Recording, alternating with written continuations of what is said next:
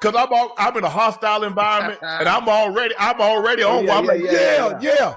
So your instinct is bark. I'm gonna react. Bark. Being in college, I'd hit him dead in his damn head with the football. I'm just telling, just knowing me in college, Ocho, because I'm not going to be as professional as I am in an NFL setting. I'd hit him dead in his damn face with that football. Hit him dead in his face, and you see that uniform he wearing? I don't give a damn about that uniform. He had that uniform on when he bumped into two 19-year-olds. Okay, I see. But I don't know what he's thinking that, you mean mugging two college kids?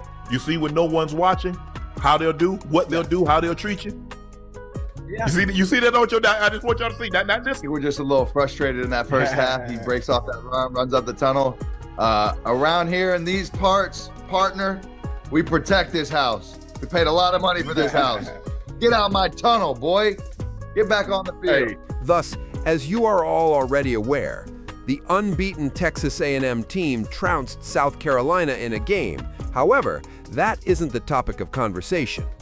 The way a Texas A&M state policeman responded to athletes coming down the tunnel infuriated people. And Johnny Manziel's response to it is what people are actually reacting to right now, because many people were repeating my to Johnny, and not in a positive way. It's about the alma mater. Yeah, I think we're just a little frustrated in that first half. He breaks off that run, runs up the tunnel. Around here in these parts, partner, we protect this house. We paid a lot of money for this house. Get out my tunnel, boy. Get back on the field. So he gave him a little something, let him know what's up. To be honest, it didn't give us much of a spark, but listen, majority of the time you don't see a lot of that from A&M people. You don't see it. As a result, many people noticed and focused on how Johnny Manziel used the word boy. For many, it was too casual and flowed effortlessly. Boy, get out of my tunnel. Return to the field. And based on Tunk's reaction, I briefly believe he was going to lose it, but I think he quickly composed himself. I believe he quickly realized that Johnny probably didn't mean it that way after doing a small half spin in his chair. However, it came across in a certain way because Johnny made a small Freudian error, which is precisely how many people feel right now. My college experience where I had been called a racial slur, I feel it's a very different experience if you're just a regular student and not an athlete at A&M. And that's at many of these colleges, particularly at A&M. And showed them Confederate flag earrings. The confrontation began when they say an A&M student came up to them and started a conversation about their school uniforms and then asked them if her Confederate earrings would be appropriate to wear at their charter school. We just told her, you can wear whatever you want, but we knew that it wasn't appropriate that she approached us with that, especially towards two minority students. It was kind of surprising to me because we didn't know how to react right away. I mean, when someone approaches you with Confederate flag earrings, you don't really know what to respond to that, especially being a minority. But we didn't get upset with her, and she didn't get a rise out of us or anything like that. So I think we handled it pretty well. Mm-hmm. And once we walked away, we told our counselors what happened. A short time later on, the two or other A&M students reportedly yelled racial slurs at a different group from Uplift Hampton. One of the few significant institutions to invite Richard Spencer to speak on campus is Texas A&M.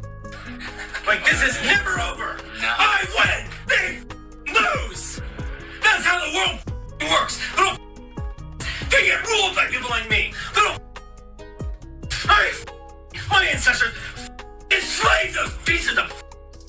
We're gonna win. I rule the world. Those pieces of get ruled by people like me. They look up and see a face like mine looking down at them. That's how the world works. We are gonna destroy this. And I'm not claiming that everyone at A&M is blatantly like that. You won't likely feel it, especially if you're an athlete. However, you will undoubtedly experience it if you are a typical student, a typical Black American student attending A&M. That energy will be felt by you.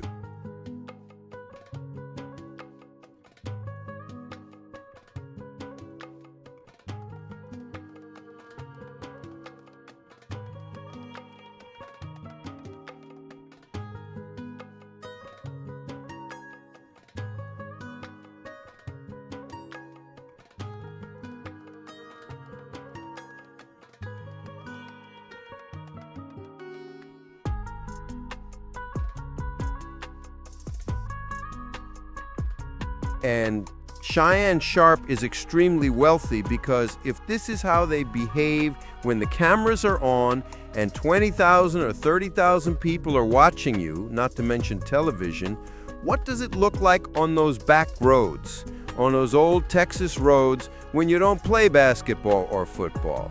How does that experience appear?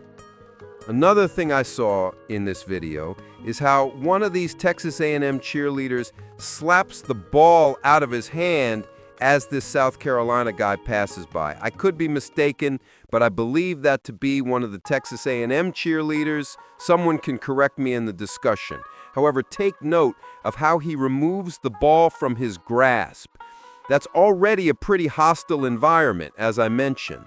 And it says volumes that this Texas state trooper would attempt to exacerbate the situation. In college, not NFL, first of all, I don't think cops would be like that. You know, hey, first of all, they ain't really, they got security, but cops, they just chilling out there. They happy, they're like, oh man, they might give you a high five or something. But I don't know what he's thinking that, oh, you mean mugging 2 college kids? I got something for your ass. In the middle of a game at that. You got 105,000 people in the stadium. You got cameras everywhere, and he did this. So you know how he will behave if there are no cameras around. Therefore, from this perspective, college football and athletics in general are an extremely fascinating experience and dynamic. As an athlete, you can attend these predominantly white schools. You can go out with their daughters and so on. You are treated like royalty as long as you are on the pitch and producing. They treat you like a king. However, it's an entirely different experience if you're not from there and you don't play basketball or football. It is a complete 180. And this player from South Carolina had a taste of that. At least that's how I see it. Please feel free to share your thoughts in the comment area. Let's continue that discussion like we typically do.